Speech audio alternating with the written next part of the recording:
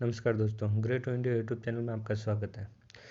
चलो समय खराब ना करते हुए वीडियो को स्टार्ट करते हैं। सबसे पहला question, full form of ASCII is. ASCII का पूर्ण नाम क्या है? अस्काई का पूरा नाम है American standard code for information interchange. तो फर्स्ट का सही आंसर है यहाँ पे C, American standard code for information interchange. ASCII का कोड जो होता है वो होता है 8 बिट। नेक्स्ट, अस्काई कोडिंग ने कंप्यूटर के उपयोग के लिए अंग्रेजी वर्णमाला एवं चिन्ह और द्विआधारी कोड को निश्चित किया, जो विश्व के करीबन सभी भाषाओं के लिए कोड अधिक चिन्हों को भी निश्चित करता है तथा नए मानक को कहते हैं। तो यहाँ जो 108 का सही आंसर होगा वो होगा यूनिक कोड। नेक्स्ट, अस्काई 7 एक 7 बिट कोड और है, तो वो विशिष्ट रूप से अधिकतम वर्णों के रूप में निरूपित कर सकता है। तो 109 का सही आंसर है 128 अस्काई यदि 7 बिट हो तो। 110 EBCDIC का पूर्ण नाम। तो 110 का सही आंसर है यहाँ पे C, extended binary coded decimal interchange code. Next, unicode use. तो यूनिक कोड जो होता है कितने बिट का होता है? यूनिक कोड जो होता है वो होता है 16 बिट का। अस्काई जो होता है वो होता है 8 बिट का। IP जो होता है वो होता है 32 बिट का।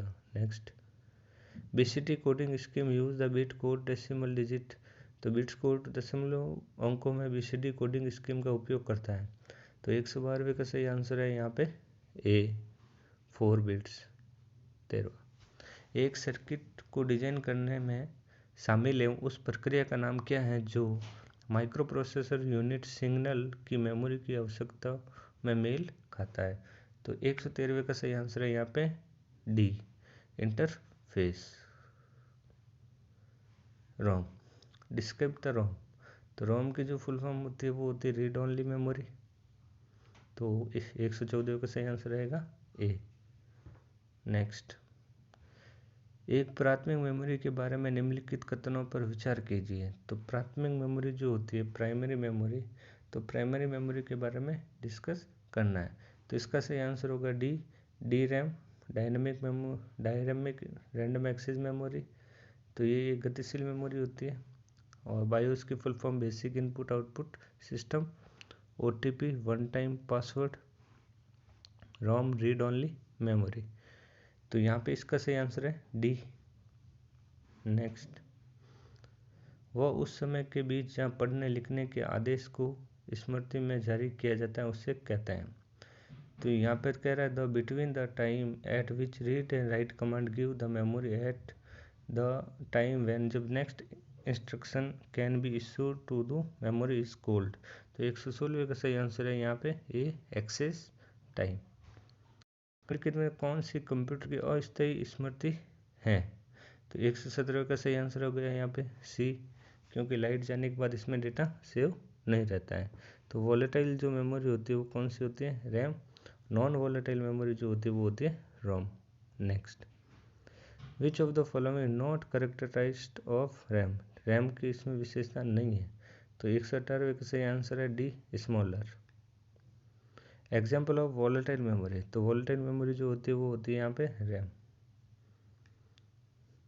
इकाई प्रोसेसर की नकल करने में सक्षम है और वो वास्तव में प्रोसेसर से सिस्टम को नियंत्रित करने के लिए इकाई प्रोसेसर की एक नकल करने में सक्षम है और वास्तव में प्रोसेसर से सिस्टम को नियंत्रित करने के लिए यूज किया जाता है। तो 120 का सही आंसर है यहाँ पे डी, डायरेक्ट मेमोरी एक्सेस, जिसे हम बोलते हैं DMA। नेक्स्ट, स्थिर रैम और गतिशील रैम से तेज क्यों होती है?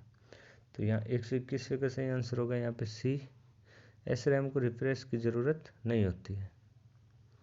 एक ऐसे प्रकार का कंप्यूटर जो डेटा स्टोरेज जो सिस्टम की सामान्य गति को बढ़ाने के लिए अक्सर इस्तेमाल किए जाने वाले प्रोग्राम के निर्देशों को स्टोर करता है। जो प्रोग्रामों के निर्देशों को जो स्टोर करता है वो होता है random access memory, RAM.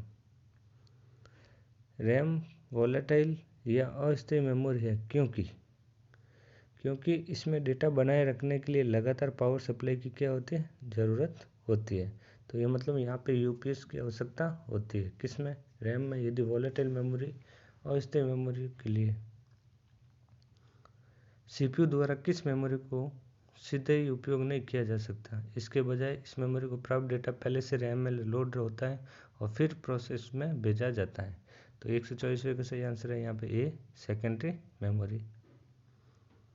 Secondary memory अन्य किस नाम से भी जाना जाता है? तो सेकेंडरी मेमोरी को किस नाम से जाना जाता है? वो जाता है एक्सटर्नल मेमोरी के नाम से।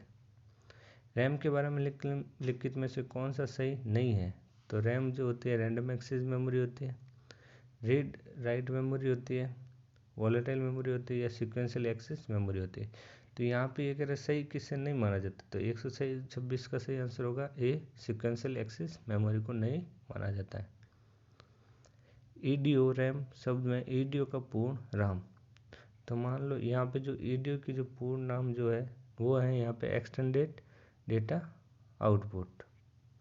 रोम में स्टोर किए गए प्रोग्राम क्या कहलाते हैं? जो रोम में जो प्रोग्राम जो स्टोर किए जाते हैं तो उसे हम क्या कहते हैं यहाँ पे?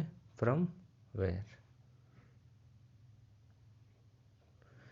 रीड ओनली मेमोरी की कौन सी विशेषता उससे उपयोग के लिए बनाती है? तो 129 का सही आंसर होगा बी, रोम में डेटा नॉन वोलेटाइल होता है, अर्थात बिना इलेक्ट्रिकल पावर के भी यह रहता है। नेक्स्ट, निम्न में से किसी यूवी रोशनी में रखकर मिटाया जा सकता है? तो यहाँ पे जो यूवी अल्ट्रा वायलेट जो होते हैं तो वो होता है यहाँ पे सी, EEPROM। निम्नलिखित में से कौन EEPROM के बारे में सही नहीं है? तो 131 का आंसर हो गया डी, सीक्वेंशियल एक्सेस मेमोरी। गतिभेद को समायोजित करने के लिए प्रयुक्त बफर को क्या कहते हैं? तो यहाँ